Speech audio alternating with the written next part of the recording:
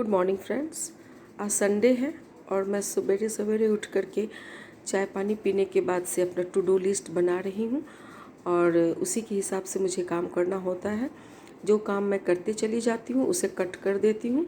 इससे मुझे पता चलता है कि कितना काम हमने कर लिया और कौन सा बाकी है, और कार्य की प्राथमिकता के हिसाब से मैं काम को करती हूँ।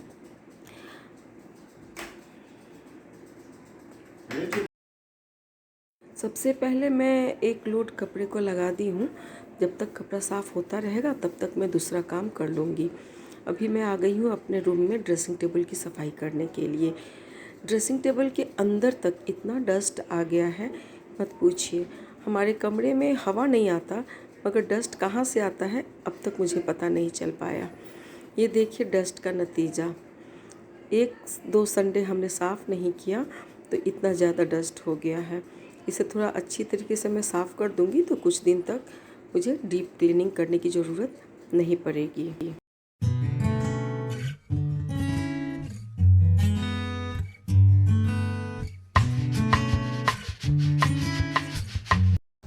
ये देखिए पतंजलि का एडिबल कोकोनट ऑयल है, लेकिन मुझे इसका स्वाद पसंद नहीं, जिस कारण मैं इसे हेयर ऑयल के रूप में ही यूज़ करती हूँ।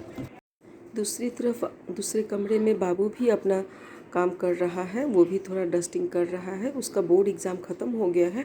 मैंने ही उसे कहा कि अपना बुक्स वगैरह को सही से रख ले और थोड़ी बहुत डस्टिंग कर दे। घर में काफ़ी झोल हो गए थे जिसे मैं हटा रही हूँ, लेकिन मैंने एक गलती कर दिया। पहले ड्रेसिंग टेबल की सफाई कर ली फिर हटा रही हूँ। खैर अब मुझे दोबारा मेहनत करना पड़ेगा, जो झोल उतरेंगे उसे हटाना पड़ेगा।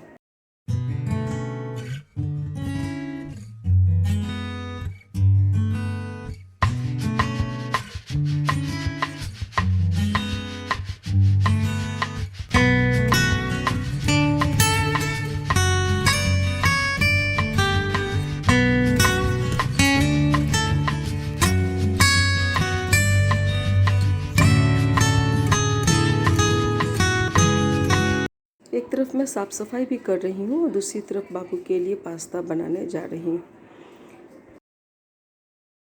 संडे होने के कारण उसके पसंद का नाश्ता बनाना पड़ता है। आज उसका डिमांड हुआ था पास्ता के लिए, तो मैं उसके लिए पास्ता बना रही हूँ।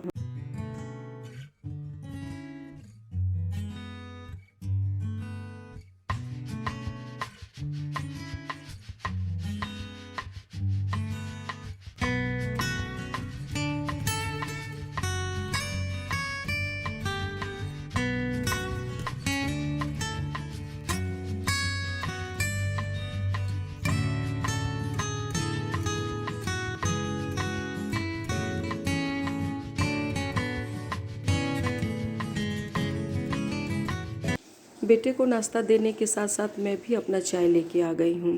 चाय पीने से ऐसा होता है कि थोड़ा सा काम में ब्रेक मिल जाता है और फिर से आगे काम करने की एनर्जी मिल जाती है।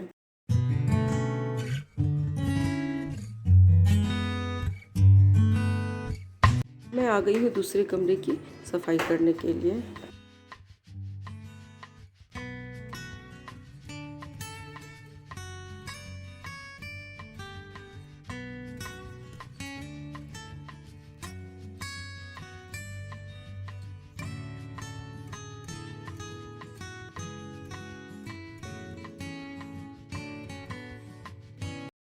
कमरे की सफाई के साथ साथ आज पूजा का स्थान भी साफ़ करना है।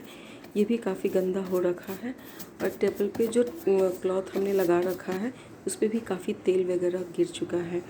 ये टेबल क्लॉथ हमारे हस्बैंड गए थे देवराहा बाबा के आश्रम में, वहीं पे किसी ब्राह्मण ने उनको दो दिया था, जिसे मैं अल्टरनेट करके चेंज करते रहती हूँ। हमारा फ्लैट बिल्कुल सड़क के किनारे पड़ता है, जिस कारण से कितना भी आप प्रोटेक्ट करें, कितना भी कर्टेन लगा के रखें, यहाँ डस्ट काफ़ी आ जाता है। यहाँ तो मैं हालांकि हर दिन लगभग डस्टिंग करती हूँ, लेकिन फिर भी आप यहाँ डस्ट पाएंगे ही।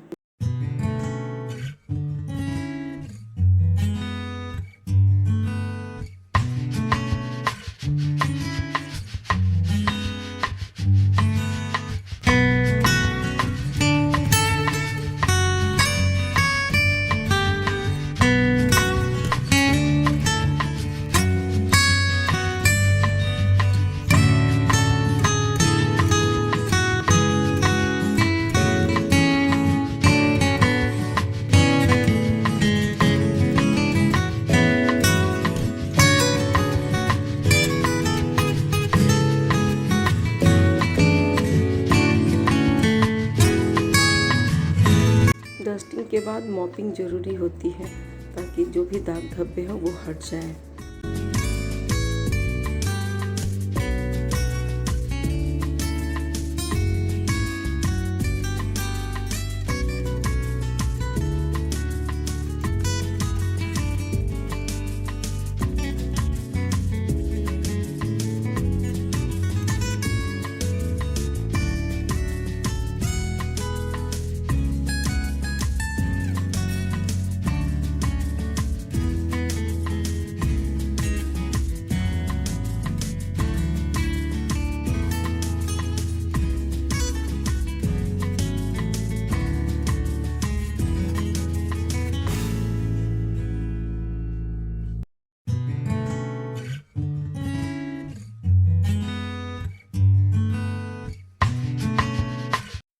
एक एक कोना साफ़ करने के बाद से देखिए मेरा घर कैसे चमक गया।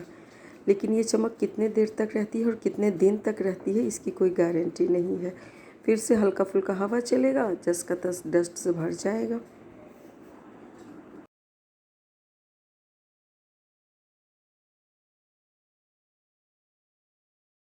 भगवान का स्थान साफ़ करने के साथ साथ उनके जो बर्तन होते हैं वो भी हमने अच्छी तरीके से साफ़ कर दिया है। घर का एक एक कोना मैंने साफ़ कर दिया है। अब मुझे सिर्फ नहाना है और नहाने के बाद से पूजा करना है। आज मैं थोड़ा लेट हो गई हूँ, पूजा करने के बाद ही खाना बनाऊँगी भी।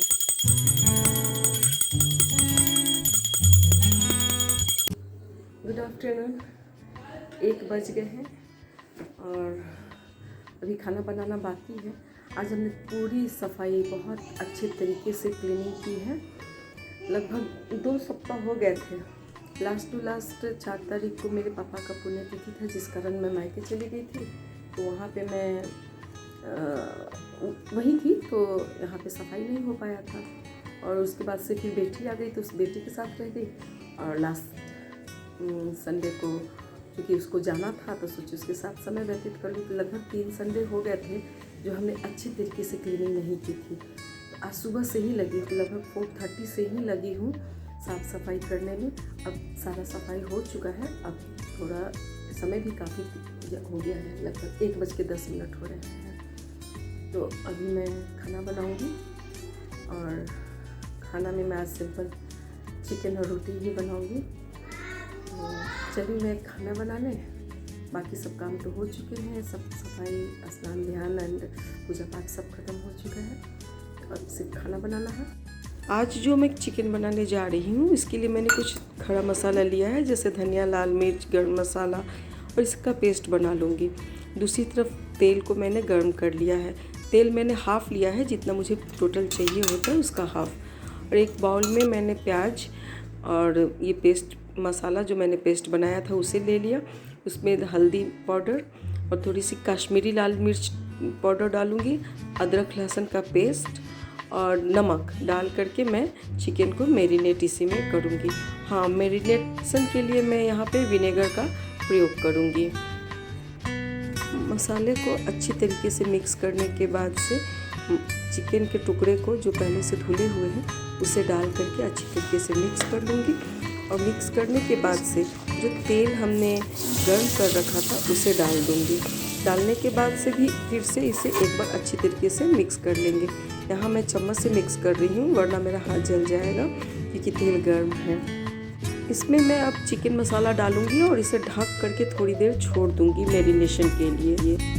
चिकन बनाने के लिए मैंने कुकर में तेल को गर्म किया है। आप चाहे तो हैवी बॉटम वाला जो पतीली हो उसमें भी कर सकते हैं। फ़ौरन के लिए मैंने लाल मिर्च, तेज़पत्ता, लौंग, इलायची और दालचीनी लिया है और जीरा।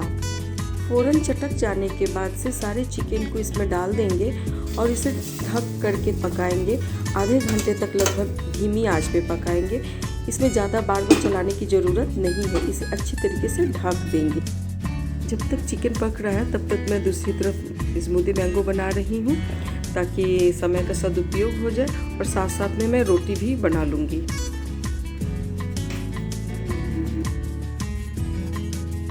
चिकन बिल्कुल तैयार है और सॉफ्ट भी हो गया है। अगर इसे ज़्यादा देर पकाऊंगी तो ये टूट जाएगा। इसमें मैंने पानी बिल्कुल भी नहीं डाला है। अब हम माँ और बेटा खाना खाएंगे। टाइम भी बहुत हो गया, 2 बज चुके हैं। हांडी चिकन भी कुछ इसी प्रकार से बनता है। वहाँ पे कुकर की जगह पे हम हांडी यूज़ करते हैं और उसे ढक देते हैं। बीच बीच में चलाने के लिए खोल करके नहीं चलाते बल्कि ऊपर से ही हिला देते हैं। लेकिन यहाँ चूँकि मेरे पास हांडी नहीं था तो मैंने कुकर में ही बनाया है और मैंने बीच में ढक्कन हटा के उसे हल्का सा चलाया भी है। अच्छा खाना खाने के बाद से कुछ मीठा तो चाहिए होता है, तो मैं और बेटा अब चलिए स्मूदी का आनंद उठाने। और इसी के साथ मैं आज का अपना ये ब्लॉग यहीं समाप्त करती हूँ। उम्मीद करती हूँ आज का मेरा ये कुकिंग और क्लीनिंग का ब्लॉग आपको पसंद आया हो। अगर पसंद आए तो प्लीज़ लाइक और सब्सक्राइब कीजिए ज़रूर। Thank you.